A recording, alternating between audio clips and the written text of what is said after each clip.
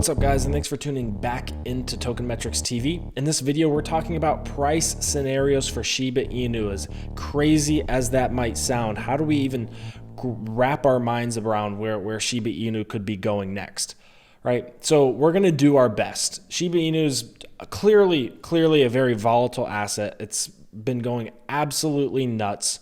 It is now, I believe, for a period of time in the top 10 cryptocurrencies.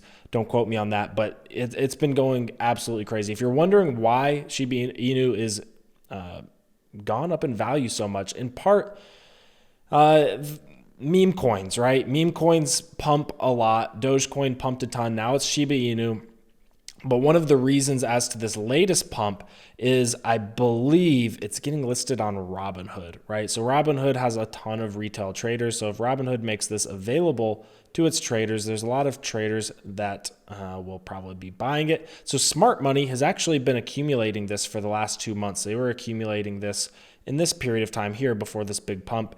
And more than likely, they're, I would guess, are going to dump on retailers. Now, whether or not retailers can, in Robinhood, can take this higher is a question that will probably remain unanswered until Robinhood lists it and we actually see what happens here. All right.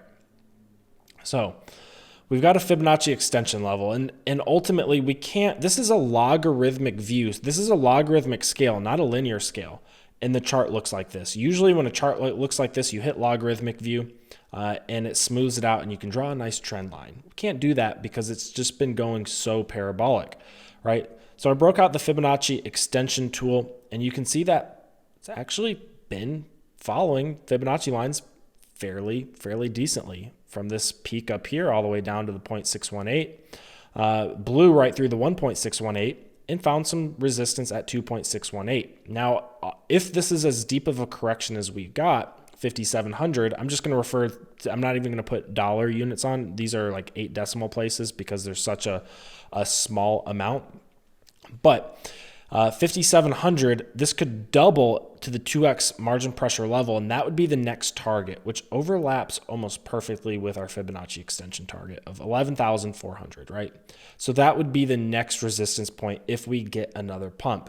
In the meantime, I would expect consolidation, right? After this, look at how similar this big red candle looks to the follow-up big red candle off of the initial pump, right? Looks very similar. I would expect some consolidation here, and maybe we'll see if retailers can take it up to 11,400, right? All right. We can do a little bit better than that, though. We can do some price scenario models looking at dominance levels, right? So we had our consolidation at 0.38% market dominance. This is Shiba Inu's market dominance or market share of the total cryptocurrency market cap. 0.318% is where we found support and consolidation. So that's going to be our low case. As of right now, it's trading at about 1.53% market share, right? Somewhere between 1 and 2%. We peaked at 2%. And I wouldn't be surprised if we consolidate somewhere in between 2 and 1% for the time being, right? And maybe they'll be able to take this thing higher. I'm personally not jumping in, not financial advice. Very, very happy for anybody that bought Shiba Inu and has done well. It's been the trade of the market cycle, right? It's blown everything else out of the water. So congratulations to those people. At this point, I am personally not jumping in. We will see if retailers on Robinhood can take it higher to 4% market dominance, or if the smart money is just going to dump on retailers and take it back down, right? So we've got our 4 scenarios here, and we can cross-reference this with our total cryptocurrency market cap scenarios, right? So this is total cryptocurrency market cap. It's been on a linear trend line on a logarithmic view for 7 to 8 years. What that means is that the cryptocurrency market as a whole has been growing exponentially for the last 7 to 8 years, since 2013. Well, what we can do since we can draw this trend line, we expect it to be support. What we can do is we can measure out how long it would take this trend line to catch up to our current or our past total cryptocurrency market cap scenarios in these market cycles, these peaks. So this $16 billion total cryptocurrency market cap scenario, it would have taken 1,200 days for this fair value trend line to catch up. And that's what happened. It took 1,200 days. for the fair value trend line of the total cryptocurrency market cap to catch up to a $16 billion valuation. Same thing in 2017 when we peaked at $835 billion. Took 1,430 days for this trend line to catch up. Now, luckily, the market bailed us out. The market bailed us out after about 3 years instead of 4 years. However, the risk of buying here was still 4 years of the trend line catching up. Now, where are we right now? $2.65 trillion total cryptocurrency market cap.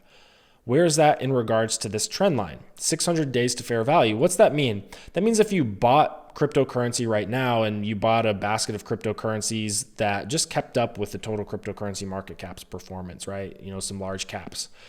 You would expect that if the market crashed, that the bear market could last for about 600 days, or maybe not even the bear market, but it would take about 600 days for this total cryptocurrency market cap to catch back up to where it's at today. So not too much risk in comparison to previous market cycle peaks.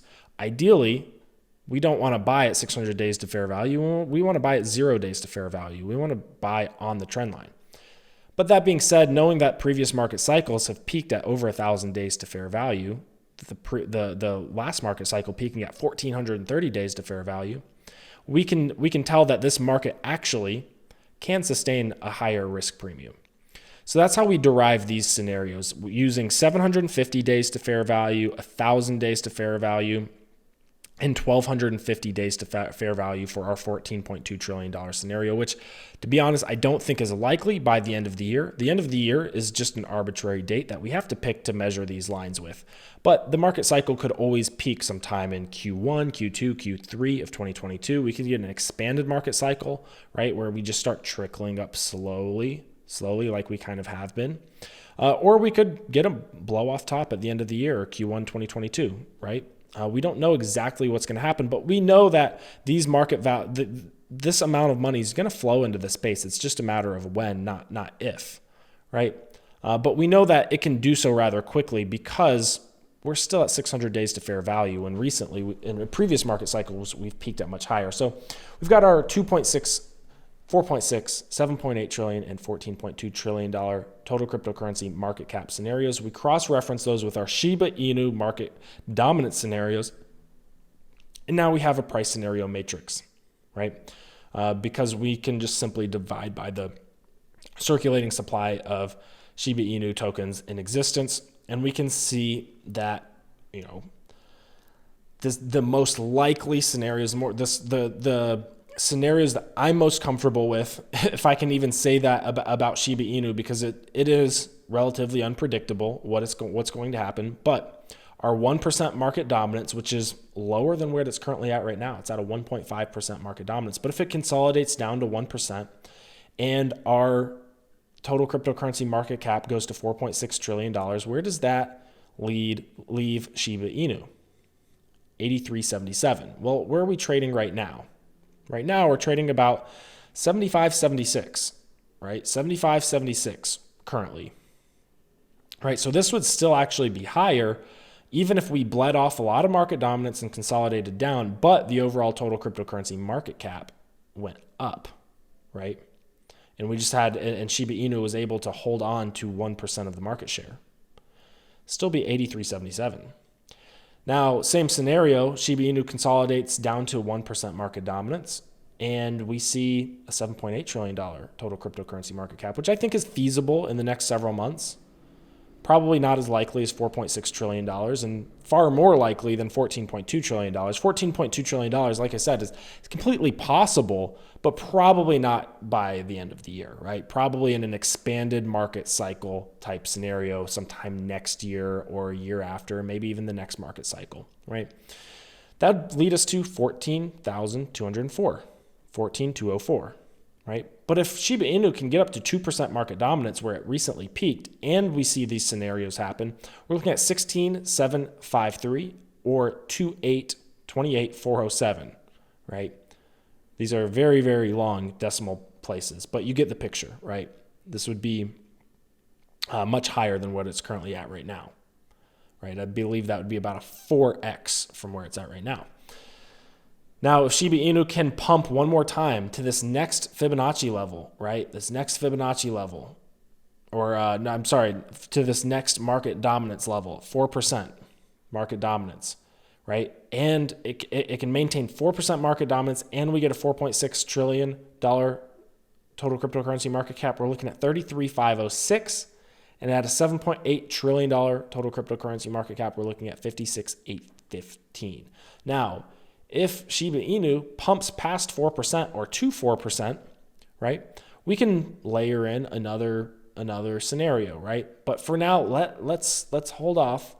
Let it get to 4%, and then we can adjust our scenarios, right? We don't want to get too ahead of ourselves and start talking about numbers like 8, 12%, because then Shiba Inu is getting up in Ethereum's market dominance territory, which I'm not saying is impossible, right? I'm not saying it's impossible, but it wouldn't be logical. It wouldn't be logical, and we'll cross that bridge when we get there, right? But for now, I'd probably operate in this consolidation zone and these realistic predictions here. So somewhere between 83.77 and 28.407. I know that's a broad range, but we have a volatile asset on our hands, right? And also be paying attention to the Robinhood listing if you're interested in Shiba Inu. So I've got the same data in a graph representation. Now, obviously, these numbers are very hard to read, so I've spread them out using a logarithmic scale for your reading pleasure. All right, guys, thanks for tuning in to Token Metrics TV. It's always a pleasure, and we'll catch you next time. Thanks for watching.